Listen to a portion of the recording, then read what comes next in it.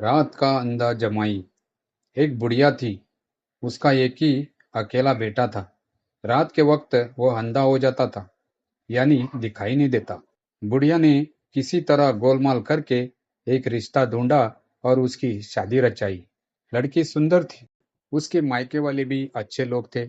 मगर बुढ़िया इतनी चतुर थी कि बहू या उसके परिवार वालों के आगे उसने यह रहस्य बनाकर रखा कि लड़का रात के समय अंधा हो जाता है, यानी उसको दिखाई नहीं देता। मगर सोचिए, यह सच कब तक छिपा कर रख जा सकता था। शादी के बाद पहला त्योहार दिवाली आई। परंपरा के अनुसार लड़की के घर से न्योता आया। अब बुढ़िया को चिंता हुई। जाना तो था ही। उसने बेटे को सावधान करते हुए कहा, तुम बहुत सावधान रहना। रात को तुम्हें कुछ भी दिखाई नहीं देता, और यह बात बहू के घर वाले नहीं जानते। तुम ऐसा करना कि रात को बाहर नहीं निकलना, कहीं इधर उधर नहीं घूमना, दिन रहते यात्रा करना।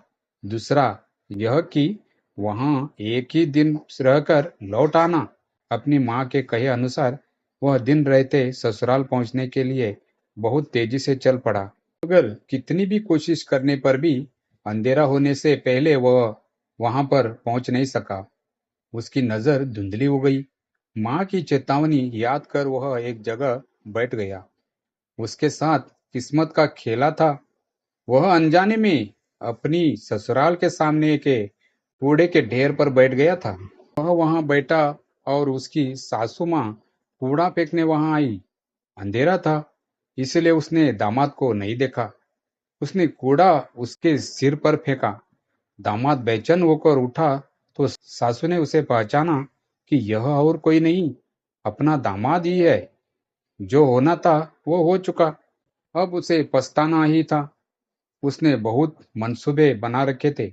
दामाद पहली बार घर आ रहा है तो उसकी बहुत अच्छी आवभगत करेंगी, धूमधाम से त्योहार बनाएगी, रिश्तेदार और पड़ोसियों के आगे उसका साक्षात्कार करेगी। मगर छे, यह क्या हो गया। उसको रोना आ गया। शर्म के मारे वह तेजी से घर के अंदर भाग आई। सड़क पर उसका 10 साल का बेटा भैंस को भगाता हुआ घर लौट रहा था। उसको देखते ही उसने कहा, बेटा, तुम्हारे जीजा आए हैं। मगर पता नहीं क्यों वे हमारे घर के कूड़े वाले ढेर पर बैठ गए हैं। शायद पेशाब करने बैठे होंगे। मैं उन्हें वहां बैठे देख नहीं पाई। उनके ऊपर कूड़ा फेंक दिया। उन्हें मुझ पर गुस्सा आया होगा। तुम्हें वे बहुत चाहते हैं। तुम भी बहुत चाहते हो ना। उन्हें घर के अंदर बुला लाओ।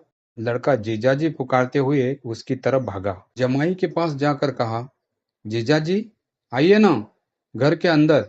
यहाँ पर क्यों बैठे हैं। उसने उसका हाथ पकड़ा। रात के अंधा होने के बावजूद जमाई बहुत होशियार था। उसने जवाब दिया, मैं यहाँ कूड़े पर इसीलिए बैठा हूँ, जानूं तो कि इसमें से कितनी गाड़ी खाद निकलेगा। फिर मानो प्रेम से किशोर बालक ने कंधे पर हाथ रखकर वह आगे बढ़ा। भैंस ने उसे घूर कर देखा। उसे धक्का मारने आई तो तेज आवाज सुनकर उसने थोड़ा सा पीछे हटकर पूछा, यह क्या है। लड़के ने जवाब दिया, यह हमारी भैंस है। मैं उसे चराने ले गया था। उसको तो अपना दोष छिपाना था। कहा, उफ, यह भैंस बहुत बड़ी है। फिर वह भैंस की पूंछ पकड़कर आगे बढ़ा। इस तरह आगे बढ़ने पर वह धान के भंडार के पास आई। उन दिनों अनाज को जमीन में गड्ढा खोदकर खत्ती बनाकर उसमें जमा किया जाता था। अंधा उस गड्ढे में गिर पड़ा। लड़के ने घबराकर पूछा, भाई, जीजा जी, क्या हो गया। क्या आपको ढंग से दिखाई नहीं देता। जवाब में दामाद ने कहा, ऐसी कोई बात नहीं। मैं सिर्फ यह जानना चाहता था कि यह अनाज का भंडार कितना गहरा है। मैं भी इसी तरह का अनाज जमा करवाने वाला एक भंडार खुदवाना वाला हूँ।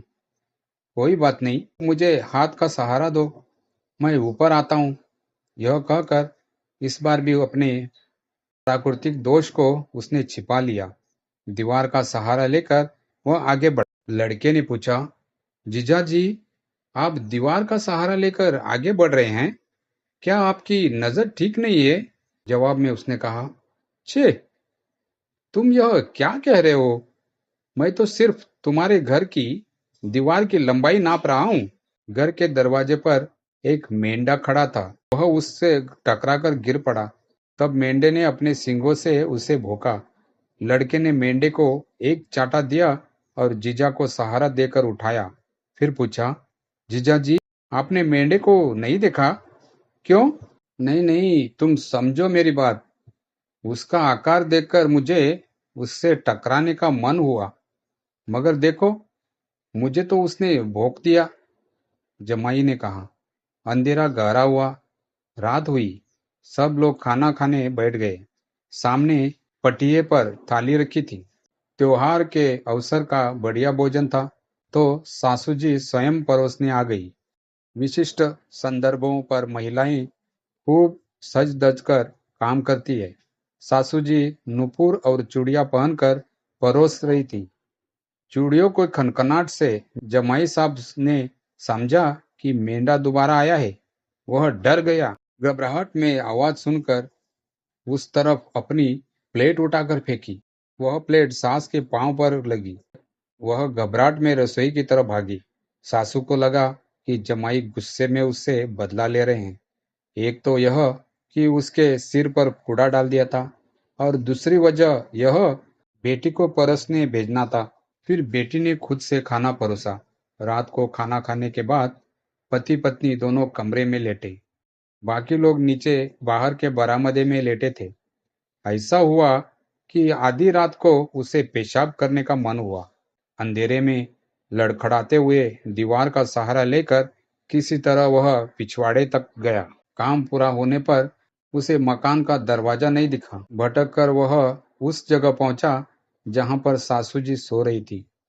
यह सोचकर कि वह अपनी पत्नी है, उसने सासू के पांव छू दिए। अंधेरे में सासू जी ने समझा कि कोई चोर आया है।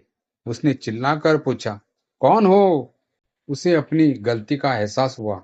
मैं हूं, मैं, उसका जवाब था। सासू माँ ने पूछा, आप हैं? आधी रात में आप यहाँ पर क्यों आए हैं? उसने कहा, मैंने खाने की थाली आपके ऊपर फेंक दी थी। मैं आपसे क्षमा मांगने आया हूँ। मुझसे गलती हो गई। मुझे माफ कर दीजिए। जमाई की बात सुनकर सासू जी बहुत बेचैन हो गई। कहने लगी, कोई बात नहीं, आप अब अपने कमरे में जाकर सो जाइए। उधर आधी रात में इस शोर को सुनकर उसकी पत्नी की समझ में नहीं आया कि बाहर क्या हो रहा है। उसे सिर्फ यह पता था कि उसका पति पेशाब करने गया हुआ है। उसने सोचा, माफी तो सुबह भी मांगी जा सकती है। आधी रात में इन लोगों की आवाज सुनकर पड़ोसियों को कुछ गलतफहमियां न हो जाए, यह उचित नहीं रहेगा। वह बाहर आकर मामले को सुबह निपटाने के लिए कहकर पति का हाथ थमाकर अंदर ले गई। रात बीती, सुबह हुई। जमाई उठकर अपने गांव जाने की तैयारी में लग गया। कहने लगा, मैं बहुत व्यस्त हूँ, बहुत काम है, मुझे जाने दो। इस तरह अपनी बीवी को मनाकर सास ससुर से कहकर अपने घर के लिए निकल पड़ा। किसी को भी पता नहीं चल सका कि वह रात का अंधा है। अपने इस कुशल व्यवहार पर खुशी मनाते हुए वह भी अपने गांव लौट आया। दोस्तों, ये कहानी आपको कैसी लगी कमेंट कीजिए, और वीडियो को लाइक और चैनल को सब्सक्राइब कीजिए।